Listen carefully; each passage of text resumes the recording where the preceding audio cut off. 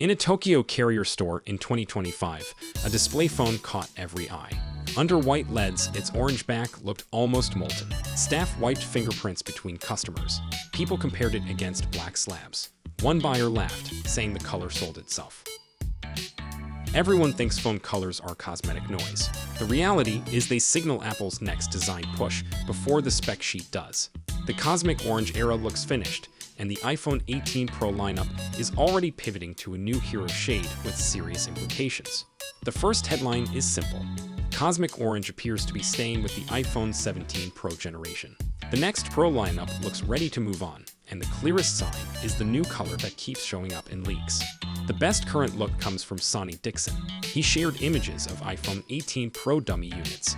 These aren't retail phones. They're physical stand-ins used by case makers and accessory partners to test fit, camera kitouts, and button placement. They tend to be directionally accurate on the outside.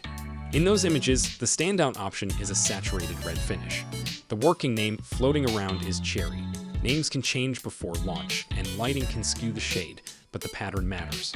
Multiple leak cycles now point to the same idea. Red becomes the hero look for the next Pro wave. Why does that matter? Because Apple picks one headline finish each year to anchor marketing shots, in-store displays, and the social media identity of the device. When the hero shade shifts, it often marks the end of last year's signature look. That's why the absence of bright orange is getting attention. Alongside that deep red, the leaked palette rounds out with light blue, dark gray or black, and silver. That silver appears very close to the iPhone 17 Pro's light metallic option. In other words, Apple keeps a safe baseline while swapping in one high-impact color to drive the news cycle feel. Now, if you're hoping for a dramatic body redesign, the dummies don't suggest it. The silhouette looks familiar. The camera area still reads like a raised plateau holding three lenses. The frame and corners look consistent with the current direction, so the visual refresh may land more in details than in a totally new shape. One of the most discussed details is the dynamic island. Recent reports point to a narrower cutout on the iPhone 18 Pro models. The story here is that Apple may move parts of Face ID hardware under the screen, starting with the flood illuminator. If that happens, Apple can shrink the visible area while keeping the feature set intact. The key point is subtlety. A smaller island won't scream new phone across a room, but it changes daily use. It gives you a bit more content space. It reduces visual obstruction in full-screen apps. And it's exactly the kind of yearly refinement Apple likes when the overall shape stays steady. Pricing is another thread worth watching. The current expectation is that Apple keeps the same starting prices as the iPhone 17 Pro series. That's not a guarantee, and it depends on component costs and supply conditions. Still, many reports lean toward price stability, which would make internal upgrades the main value story. Let's talk chips and wireless, because this is where the iPhone 18 Pro rumors get dense. First, the application processor. The A20 Pro is expected to use TSMC first generation 2 nanometer process, a step down from the 3 nanometer class used for the prior Pro chip. Process shrinks don't automatically mean huge real-world gains, but they usually improve efficiency and thermal behavior.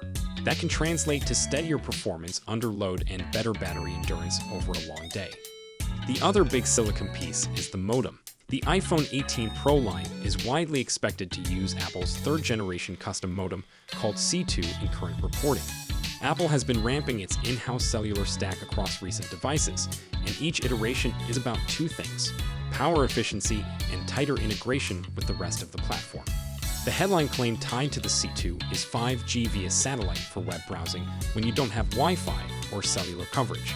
That's an ambitious leap beyond today's emergency-focused satellite messaging features.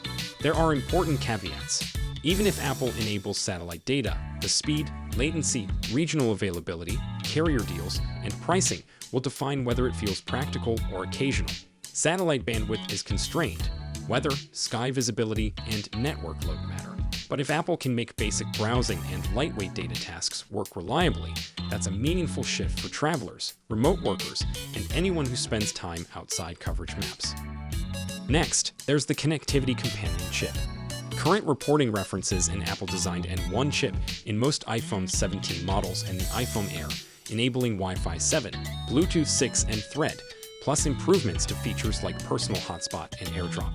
For the next Pro generation, expectations point to an N2 chip.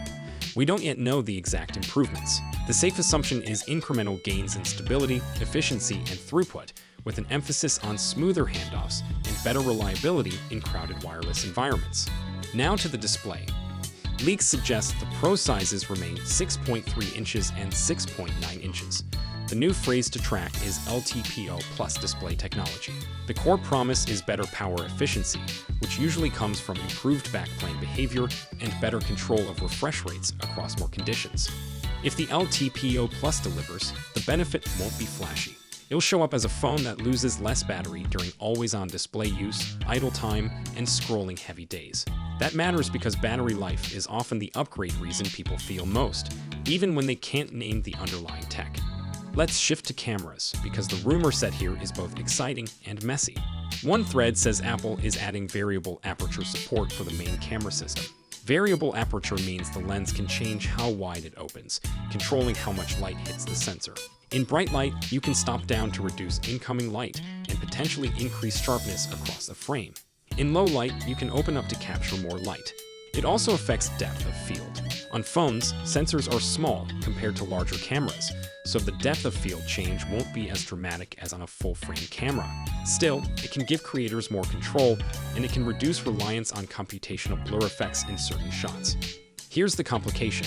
Some reporting frames the variable aperture as a feature reserved for the iPhone 18 Pro Max, not the smaller Pro. That would fit Apple's recent pattern of splitting headline camera features by size. The 5x telephoto lens once lived only on the larger Pro model, and Apple used that difference to push buyers toward the bigger device. If Apple repeats that strategy, you should expect the messaging to lean hard into the Max is for creators. It also means buyers who prefer the smaller size may feel pressure to compromise if they want the newest camera control. Even if the variable aperture doesn't land as dramatically as people hope, it's still a meaningful signal. Apple doesn't add mechanical complexity lightly. If it appears, Apple likely believes it can improve consistency across difficult lighting, reduce blown highlights in harsh sun, and offer more predictable results for video creators who want steadier exposure control. Another camera-related change is the camera control button. Reports suggest Apple may simplify it by removing touch sensitivity and haptic feedback, leaving only pressure sensitivity. That implies Apple found the capacitive layer either too finicky, too easy to trigger by mistake, or not used enough to justify the complexity. The pressure-only control could be more reliable. You press, you get a clear response, but it may also reduce gesture-like interactions. If you like sliding and tapping behaviors, this rumored change would feel like a step back. If you found it fiddly, it could be a relief. Design materials also have a rumor attached. The rear ceramic shield area for MagSafe may become more frosted and seamless, reducing the current two-tone look. That's a small aesthetic tweak, but it can make the phone feel more premium in the hand, and less like it has a distinct patch on the back. So, where does that leave the iPhone 18 Pro story right now? Visually, the big public-facing change appears to be color. The new red tone, paired with light blue, and the classic neutrals, gives Apple a fresh identity without forcing a new chassis. That matters in a year where internal upgrades could be the bigger selling point. Functionally, the rumored priorities are clear: better efficiency through 2nm class silicon, a stronger in-house modem story, display power savings, and a refined front cutout. Then there's the wild card: satellite-based 5G data. If Apple pulls that off in a user-friendly way, it's one of the few features that can change how people think about connectivity, not just speed. Camera upgrades look like the most uncertain area, not because they won't improve, but because the exact distribution is unclear. If variable aperture becomes a Pro Max exclusive, that will shape buying decisions immediately. If it reaches both models, it becomes a simpler recommendation. Choose your size and keep the same core camera story. Finally, keep in mind what dummy unit leaks can and cannot tell us. They're best for size, cutouts, and broad design cues. They don't confirm display specs, modem features, or camera internals. Color on dummies can also be a close approximation rather than the final finish, especially under different lighting. Still, when the same palette keeps showing up, and a consistent hero shade emerges, it's worth taking seriously.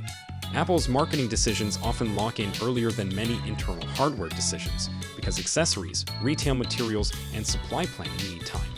So, that's all we know for now. We'll be sure to keep you updated as soon as we have more information. Thanks for watching.